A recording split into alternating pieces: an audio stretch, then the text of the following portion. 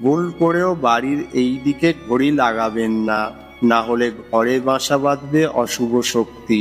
জানার আগে যে সকল ভক্তরা আমাকে মনে প্রাণে বিশ্বাস করেন তারা ভিডিওটি লাইক করে কমেন্টে জয় শ্রীরাম অবশ্যই লিখে যাবেন।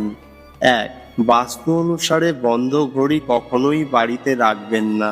এছাড়াও এমন ঘড়ি লাগাবেন না যে ঘড়ির কাঁচ ভাঙা, কারণ এমন ঘড়ি পরিবারের সদস্যদের উপর নেতিবাচক প্রভাব ফেলে।